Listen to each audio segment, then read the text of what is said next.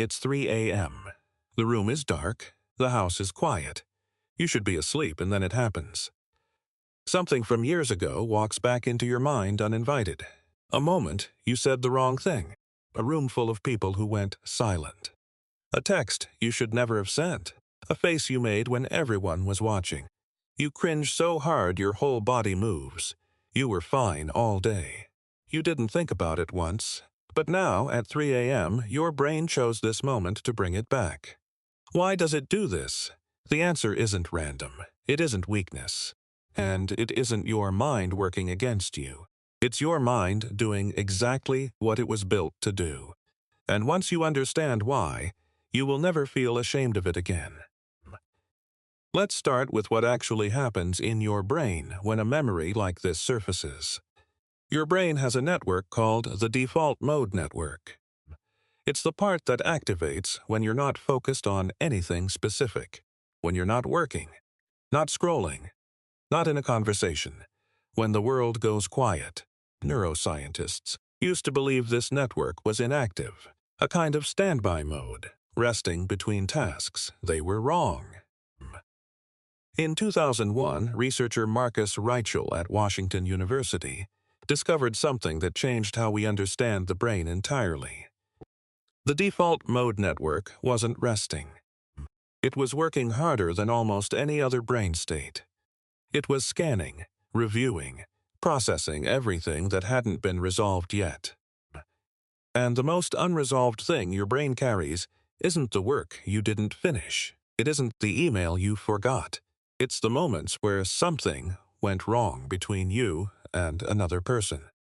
Because your brain is not primarily a thinking machine. It never was. It is, above everything else, a social survival machine. For over 200,000 years, being accepted by your group was not a comfort.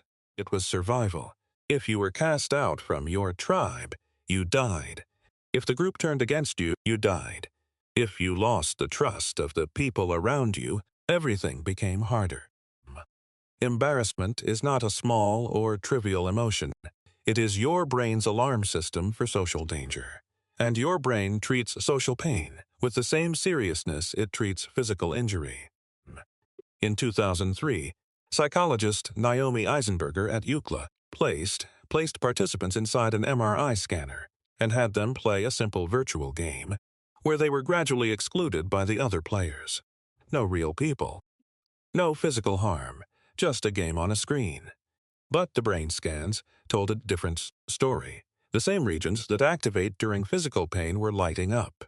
The anterior cingulate cortex, the dorsal anterior insula, the same pathways, the same intensity. Sit with that for a moment.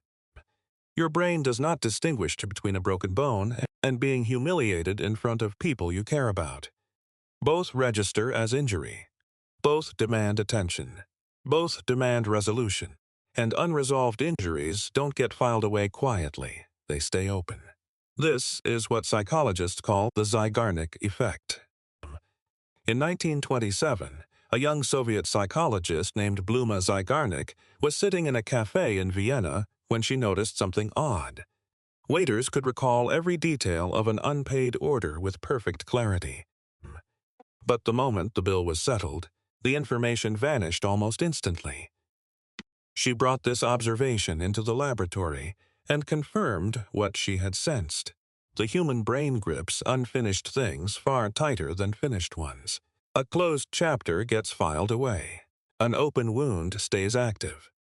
And a social wound, a moment of embarrassment, a conversation that ended wrong, a version of yourself you're not proud of. Those wounds don't close on their own, because there is no resolution. You can't go back. You can't undo what happened. The moment exists exactly as it was, so your brain keeps the file open, returns to it, turns it over, asking the same quiet question every time. What could you have done differently? Now here is the part most people never hear. Why 3 a.m. specifically? During the day your brain is occupied. Work, noise, conversations. The endless small demands of being alive. These things don't heal the memory. They just suppress it. The way you push a ball under water, it doesn't disappear. It waits. At night, You let go. The distractions fall away. The noise stops. The default mode network takes over completely, and it goes straight to the unfinished business. But there is another layer.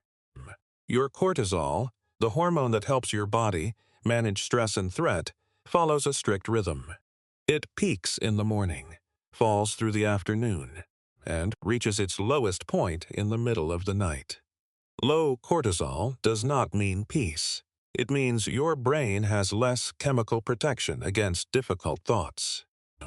The same memory that felt manageable at 3 in the afternoon lands differently at 3 in the morning. Same memory, different chemistry, completely different weight. You are not weaker at night. You are simply more exposed. And what your brain chooses to bring back in that exposed state is never random. It doesn't replay the speech you delivered well. It doesn't replay the moment you handled things perfectly. It replays the failures, the missteps, the moments you were not who you wanted to be. This is not your brain being cruel to you. This is a protection program running exactly as designed. Psychologists call it negativity bias. In 1998, researchers Paul Rosen and Edward Roisman confirmed what had long been suspected.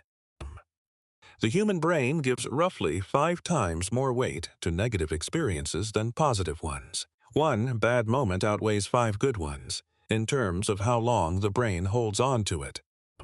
Because for most of human history, ignoring something positive meant a missed opportunity. Ignoring something negative meant death. Your brain is not punishing you when it replays your worst moments. It is trying to make sure you never have to feel them again.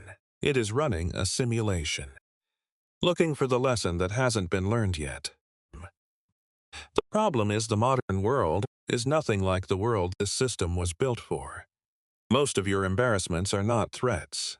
The person who watched you stumble over your words in that meeting went home and thought about their own problems. They did not replay your moment. They barely noticed it. Only you did. Researchers at the University of Chicago documented this pattern and named it the spotlight effect. We consistently overestimate how much attention other people pay to our mistakes, because your experience of your own embarrassment is total. You felt every second of it. You remember the exact expression on your face. You remember the silence. But to everyone else, it was a single moment in a day full of moments. They moved on before you even finished cringing. Your brain is guarding you from a threat that no longer exists, standing watch at a door that closed years ago. And this is what makes the 3 a.m. memory both understandable and quietly heartbreaking.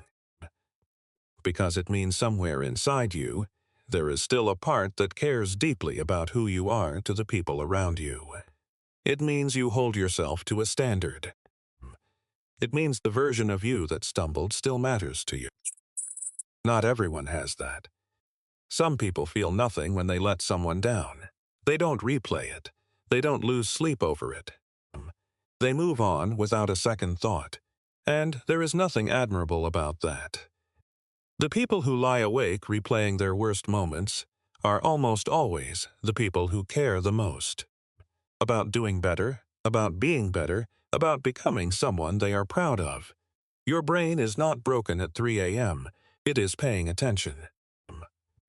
It is doing what it has always done, holding the moments that shaped you, turning them over in the dark, asking if there is anything left worth learning from them. The next time it happens, and it will, don't fight it. Don't reach for your phone. Don't distract yourself back to sleep. Just lie there and understand that the part of you that replays, that cringes, that still feels the weight of something that happened years ago, that part is not your weakness. It is the evidence that you are someone who gives a damn about the kind of person you are. Most people will never understand why you carry these things. But you do now. Your brain is not torturing you at 3 a.m. It is quietly doing the most human thing possible, trying to make sure the person who wakes up tomorrow is better than the one who went to sleep.